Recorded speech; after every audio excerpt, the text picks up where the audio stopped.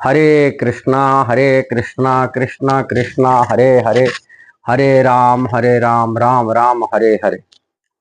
आध्यात्मिक प्रगति के लिए पहले अनर्थ निवृत्ति जरूर है। इसी बारे में हम चर्चा करने के लिए चाह रहे हैं। हमको आध्यात्मिक क्षेत्र में अनर्थ क्या है, जो हमको उसको रहित होना पड़ेगा, और कैसे अनर्थ से बच पाएंगे, और अनर्थ क्या क्या है उसका बारे में हम डिटेल इस वीडियो में चर्चा करने का प्रयास कर रहे हैं। आध्यात्मिक क्षेत्र में प्रगति के लिए भगवान भी मध्य भगवत गीता में कहे, ज्ञान अर्जन करने के लिए, आध्यात्मिक ज्ञान को प्राप्ति करने के लिए, ज्ञान मतलब भौतिक ज्ञान नहीं, आध्यात्मिक विद्या ज्ञान करें, भगवान बोलते श्रद्धावान लभते ज्ञानम तत्पर संयत इंद्रिय। मैंने पहले तो श्रद्धा होना चाहिए, और श्रद्धा के बाद में इंद्रिय संयम होना चाहिए, तभी हम कोई आध्यात्मिक विद्या को प्राप्ति कर सकते, आध्यात्मिक ज्ञान को आहरण कर पाएंगे। नहीं तो आध्यात्मिक विद्या ज्ञान ग्रहण नहीं कर पाएंगे।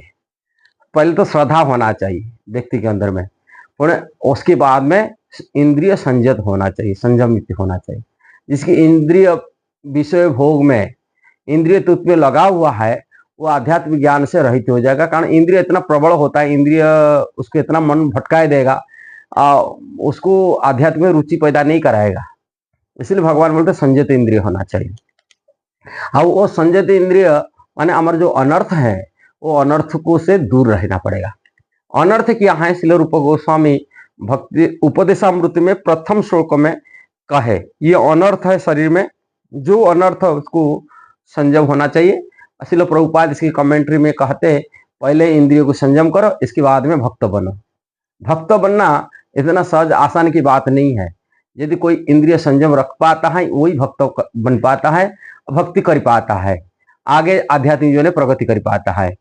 इसके लिए हम ये रूप गोस्वामी की शिक्षा जो हम बताते हैं, भगवान रूप गोस्वामी कहते हैं, बाचो बेगम मनसा क्रोध बेगम जिह्वा बेगम उदर उपस्थ बेगम एतान बेगान जो विषाहत धीरा।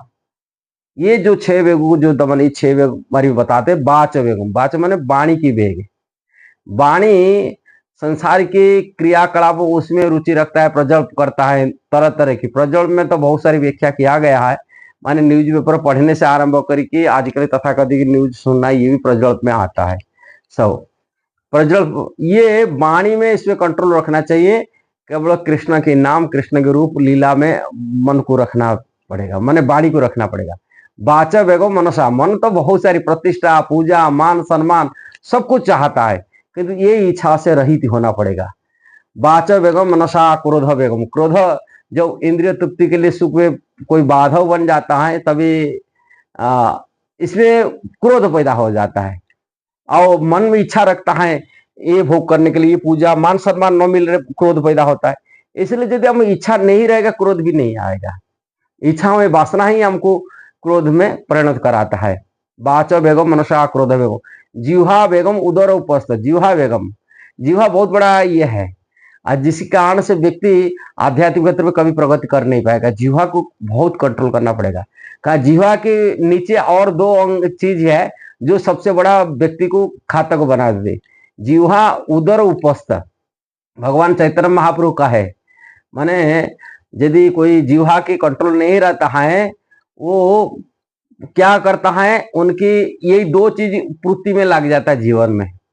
जो माने विषय के धन खाता है, संसार के धन खाता है इधर। माने जीवहार लालस है, भगवान चैतन्य महाप्रभु कहते जीवहार लालस इति उत धाय कृष्ण दर परायण कृष्ण नई पाए। बोलते जीवा की लालसा के लिए वो इधर उधर ढूंढता कहाँ खाना अच्छा मिलेगा, और अच्छे खाने के लिए भी जुगाड़ बनाना है। ये जिससे व्यक्ति जीवा के चक्कर में फंस जाता है। शिष्ण उदर, शिष्ण मतलब जनेन्द्रिय, और उदर मतलब पेट, तो जानते हैं सब।